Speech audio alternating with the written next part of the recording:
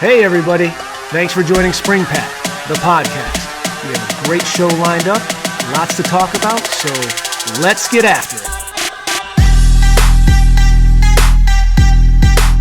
Hey everyone, thanks for joining another episode of SpringPath, the podcast. And my guest today is coming from CCSU, the admissions team, and this is Alick Letang.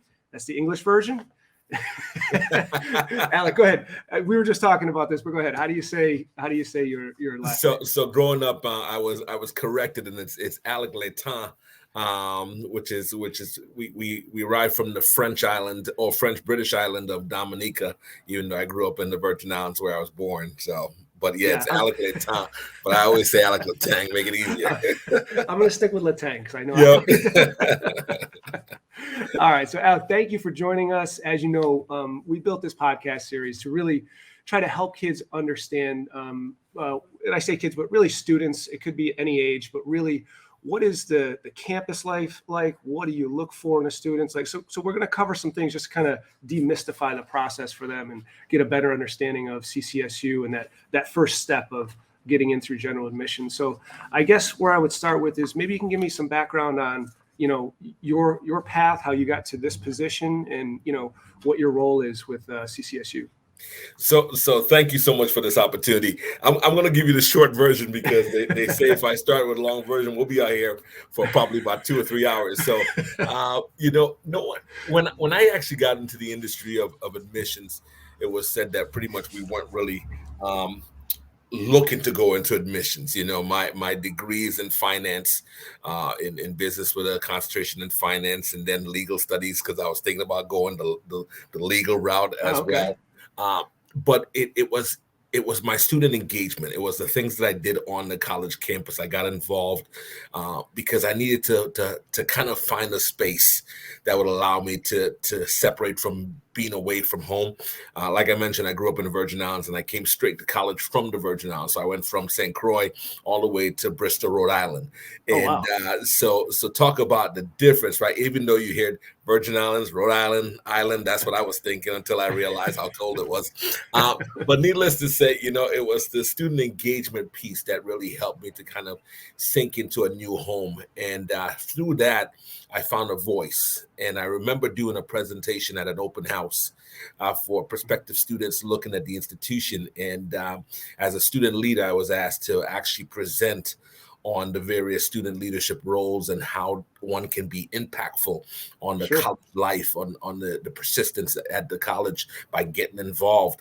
And I remember after the session was completed, and I changed the whole aura of presentation because I think I was also a college DJ. So I started off with music, having everybody stand up and stretch and kind of get a little vibe. And then I had them all sit down and I talked for a few minutes.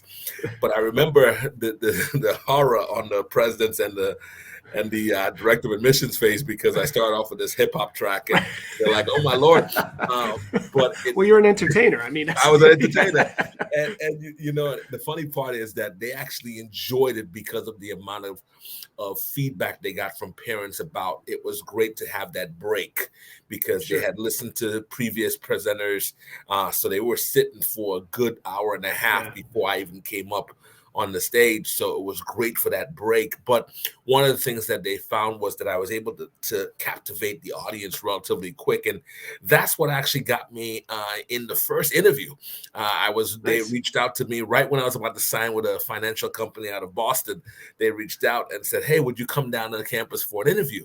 And, I fell in love with the thought of traveling and telling my story. And that's what really opened the doors to admissions. And I thought it was going to be a 1 year hit. So do it for 1 year and then go back into the field that I love. And 25 years later, here I am still in the enrollment landscape. I've traveled to a variety of different institutions, majority of them being private institutions.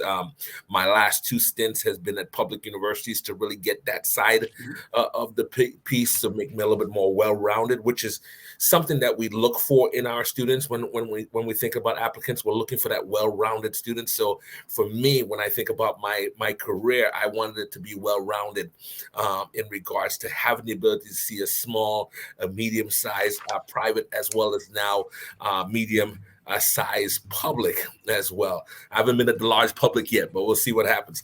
But we look for students who are engaged, curious, honest, and eager to learn.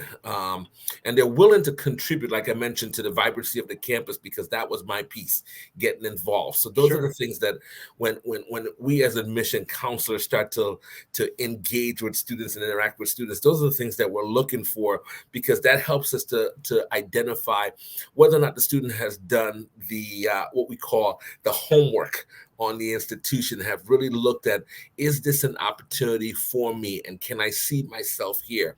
Oftentimes, folks are eager to attend an institution, but then the question becomes, are they eager to apply or eager to attend? And that's the key factor that we look for, because we want to make sure that we're attracting a pool of students who bring uniqueness and individuality into the learning opportunities that the university has to offer. So those are the key factors.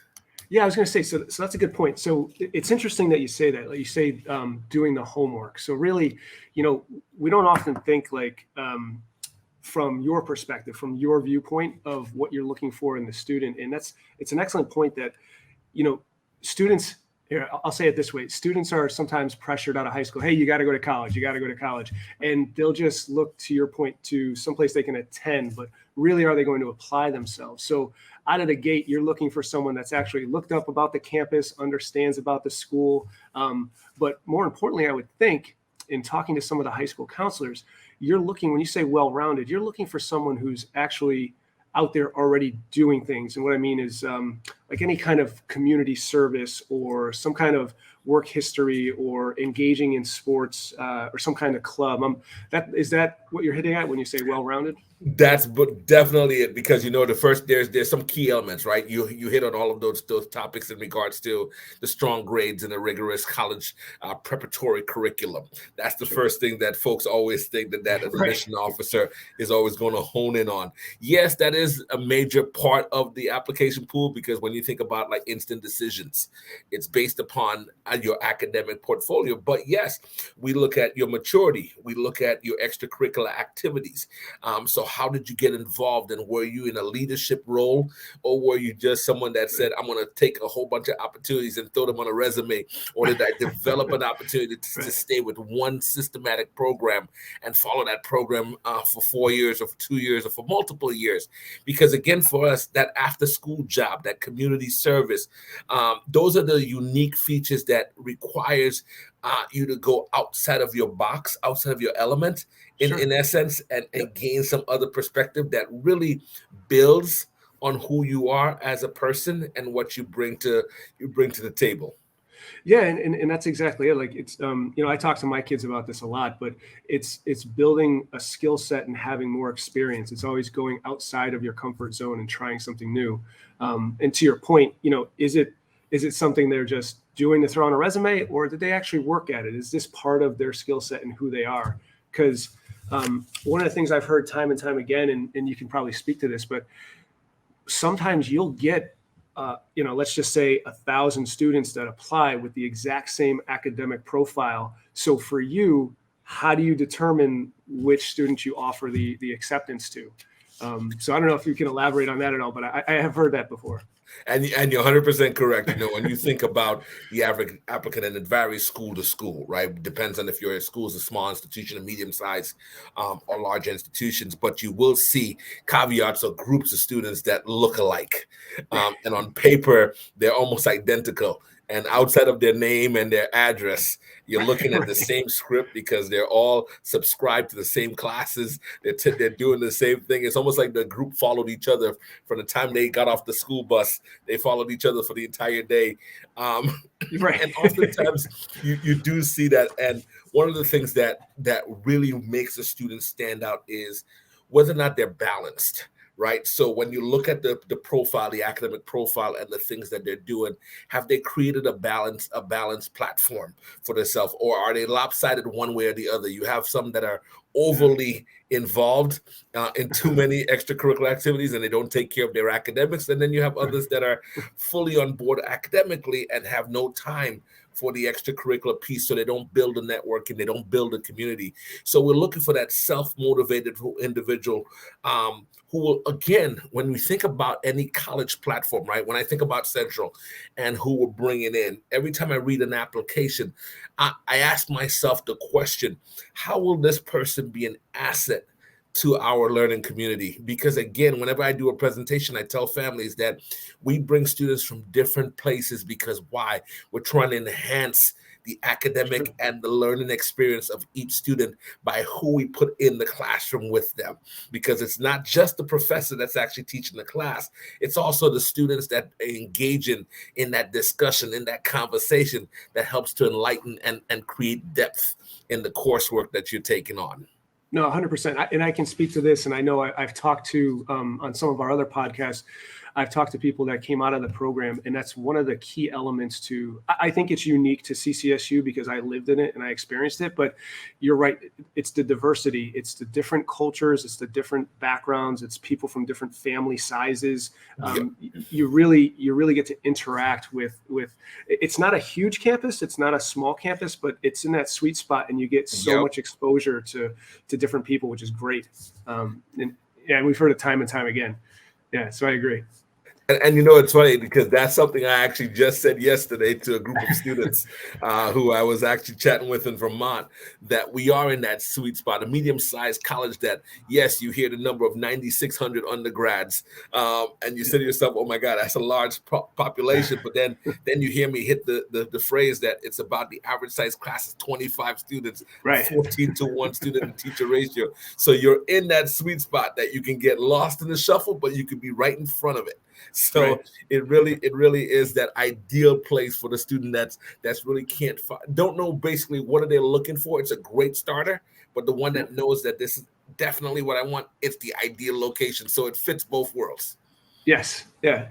No, and that's one of the bonuses. If you're, I guess it's your flavor as you're coming in as a student and what you're looking for. But like you said, that 25-to-1 or that 14-to-1 ratio, it gives you the ability to sit in your class and do your own thing, or you can reach out to the teacher because they know who you are. It's not a huge lecture hall where you're just lost in the shuffle. All right. So Alick, we talked about, what you're looking for a student, and we talked about how, the student should come to the table doing a little homework and research on CCSU. But now let's talk about a little bit about the campus life.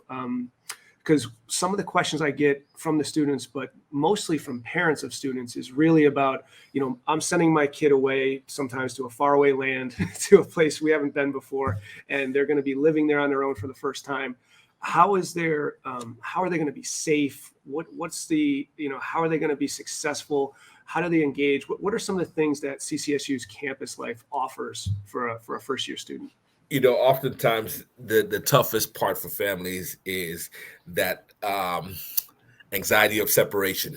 Sure. We've been at home together for the last 17, 18 years, and now you're off to jet set on your own and create this new landscape of learning and landscape of living, and who's going to do your laundry and everything from that nature, and every campus is very vibrant in preparing students with a living and learning situation, because even within the housing opportunities, it's still a learning environment, right? Sure. Because when you're in college, you learn to be that individual. You're now managing your space that you have outside of the classroom. You're building on your time management and things of that nature. There are wide ranges of clubs and activities to get you involved, to make sure that you don't necessarily have to go find it on your own. There are folks there to actually help navigate you and direct you through that new landscape. But one of the things that I love is the resources that's available. At CCSU, right from the get-go, when a student comes on campus, whether it's for open house or whether it's for orientation, one of the things that we do is a student development session that really allows for students to see what's available to them, the various resources, almost like Sure. that. There's a phrase that we've coined on campus, that blanket of support. Who's there to actually assist them and help them as they're going through, from the fact of identifying the various places or offices that will become your advocate as you're growing, but also who's there to protect and guide you, because you've had the shelter of your home, the shelter of your parents, that security blanket. Well, we provide that for you on campus as well. Our campus police is very vibrant, and they're always forward and prominent on campus.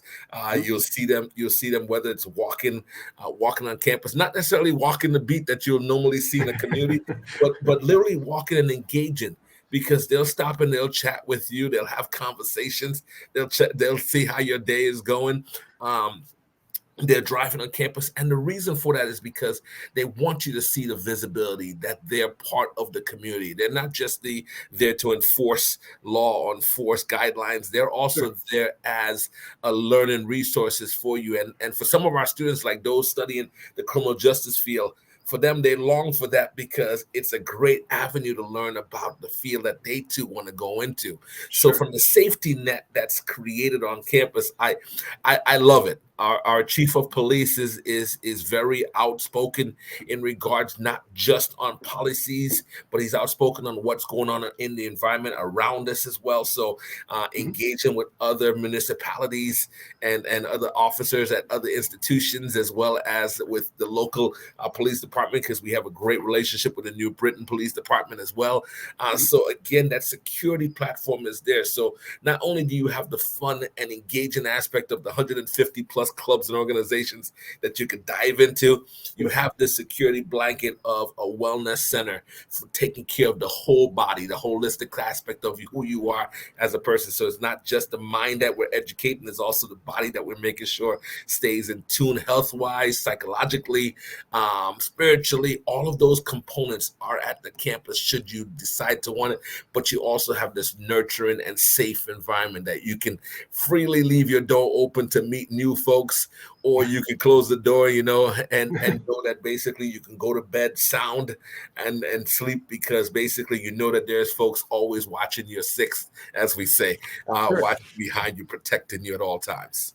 And I know, because it's been a while since I've been there, but I do know that the campus has grown, and it's like a small city on its own campus. You have, the rec center, the exercise center, you have all these clubs that you can be a part of. Plus, beyond that, I know, because I had a friend when I was there a while back that called one of the helplines. So you have a number of lines that at any point they can call, and they're just there to help you, whatever your challenge may be. You're right. It's like a blanket of security. It definitely is. And since 1849, we have grown immensely, to the part that, I was talking to one of the local residents. 1849. No, I'm way young. I didn't graduate in 1849. Oh, yeah, I know that part. But the university was born then.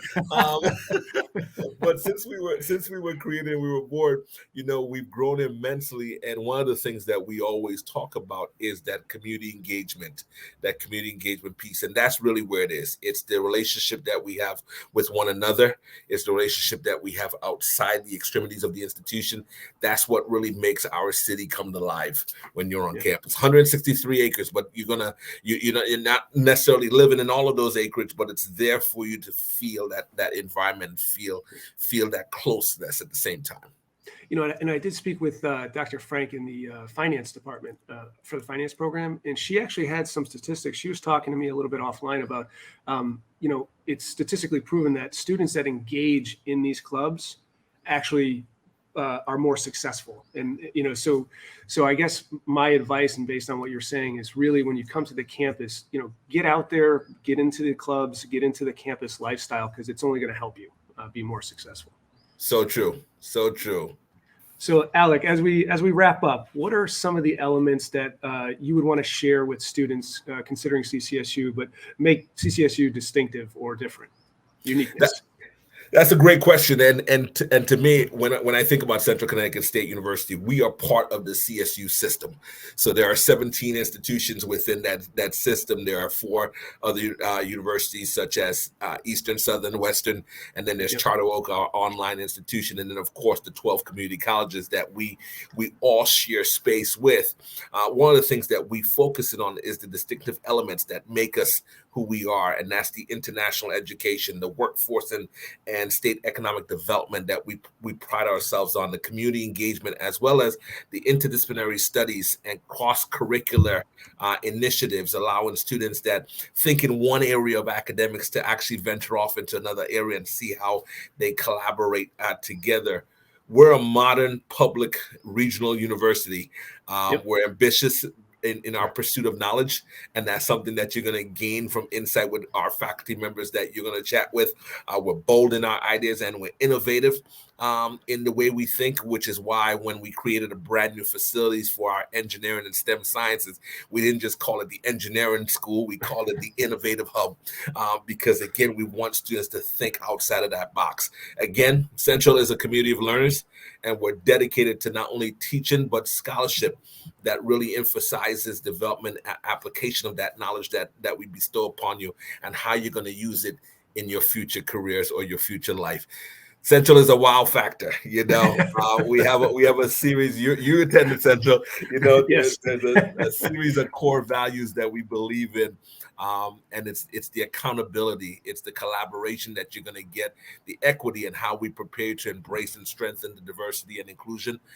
Because as we go into tomorrow, it's preparedness for what we're going to see in our society and how we're going to be prepared, and the excellence that we require our students and our faculty to bring daily to the classroom. And of course, we end on integrity. We're committed to integrity, you know, as a steward of public trust. That's one thing that our chancellor and our president really focuses on, is that integrity of who we are as an institution, and what we say we're going to deliver, and making sure we do so. Yeah, no, and one thing that I would just add to that is, you know, in my experience, I agree with everything you just said. I think CCSU is fantastic as a campus and as a family, just the people and the resources.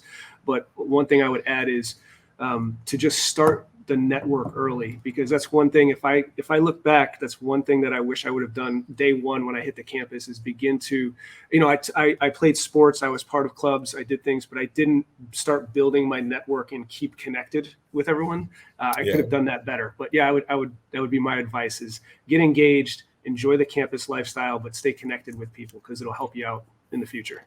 And we want you to bleed blue, you know. Yes. We want you to bleed that blue and white, you know, as you embark in your college journey. That was part of every one of our halftime speeches when we were down playing football. Do you bleed blue? I bleed blue. Let's get out of this. Yes. Yeah. I bleed blue. I'm with you. Yeah. Alick, thank you so much. This has been helpful. I'm sure a number of students, this will help them with their decision making, just not even if it's CCSU, but just on their path, you know, for that next level.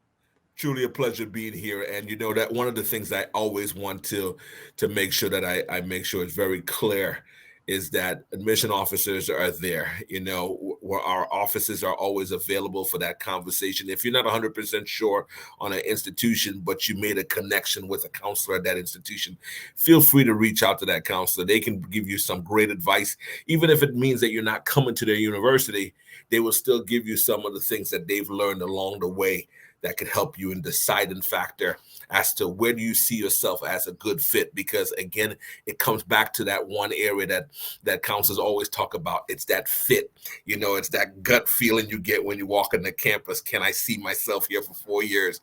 Or that pit in your stomach that says, you know, I gotta get here. I gotta get here. This is the place that's going to help me thrive and grow. So reach out to the admissions officers. That's really what they're there for, is to help you understand and break down the walls or the barriers that you think are before you when you're looking at that college pursuit. Thank you. That's great advice. That's great advice. Thanks, Alick. All right. My pleasure. Have a good day, buddy. I appreciate it. All right. Thank you so much. Take care.